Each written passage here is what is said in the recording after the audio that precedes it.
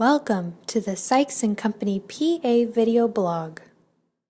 A startup pharmacy main issue in the first 18 months, let's say, is getting cash flow positive. Now, cash flow positive is where your revenue less your cost of goods sold gives you an adequate gross margin, regardless of the percentage here, less your operating expenses, and gives you some type of positive cash flow from the way that all of that flows. Typically, a startup is using, for talking purposes, $500,000 of either equity or $500,000 of debt and equity combined in a particular location that perhaps is being leased. And depending on whether the pharmacy is a backfill pharmacy, whether it's a greenfield type of operation, whether it's a pure T startup in a new location, depending on, again, that location and what the goal of those particular pharmacy owners are, what the primary goal has to be is to get cash flow positive first and foremost before they can grow and take it to that next step. Typically, in a normal pharmacy that is only doing scripts, that's about 140 to about 160 scripts. Now, that said, the pharmacy of tomorrow is not just a script producer, in that they're going to have to be clinical in nature in having MTMs, wellness programs, fitness programs, immunizations, and whether they're selling CBD, whether they're doing unusual, maybe it's vet type items they're doing, whether they're doing a smidgen of compounding that's desired in the communities they are in, whatever the framework of that pharmacy is, in order to be successful and to be cash flow positive, it's going to take a mixture of all the above during that first 18-month period of time so they can not be burning cash that they have injected into the business. They want to be generating cash, not burning cash. And obviously, they want to be generating as much gross margin as they can and as much net income as they can in that process. But how well they effectively utilize promotion, advertising, social media, which is very popular for a lot of millennials today, us to engage both Facebook, Twitter, YouTube, and other things to really talk about the products and the clinical services that a pharmacy is providing in today's environment is very important to that pharmacy reaching profitability as well as cash flow positive movement as quickly as possible.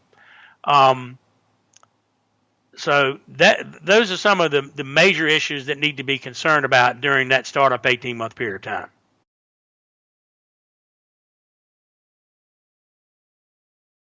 Well, that's kind of the $64,000 question, in that they've got to have really good contacts with the prescribers, with the patients, good social media exposure. We've seen some of these new pharmacies that are starting up really just doing a bang-up job on Facebook with literally thousands of likes and pushing short live videos out on a continuous basis on various topics in and around the particular pharmacy that they are establishing.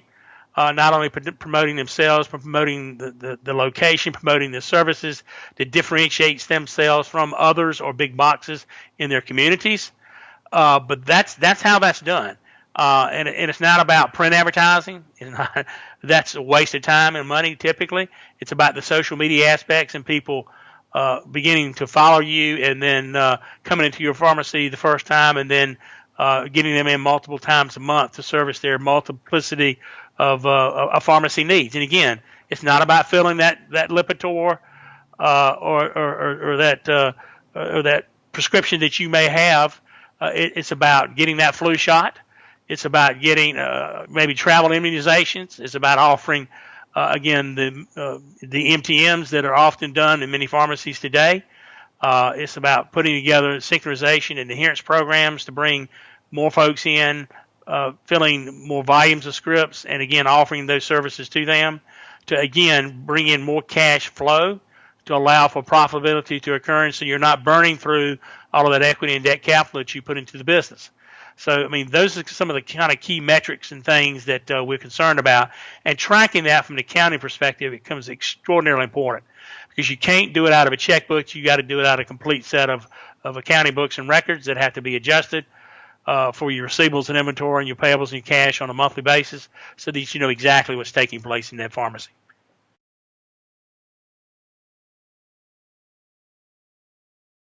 Without question, but it's not about any CPA. It's that if you don't have a CPA that understands pharmacy, understands third-party receivables, DR fees, synchronization, MTMs, Part D billing, third-party contracts, then you might be wasting your money. And that you might be training your CPA as to what to do. And that's not ideal for you because what you're trying to do is to operate the pharmacy, be the face to your patients, and grow your business as fast and furious as you can. So you need to reach out and search and find those that have experience with many, many pharmacies over a long period of time. That's ideally what you should be doing. Thank you for watching. If you enjoyed the video, we invite you to subscribe to our YouTube channel.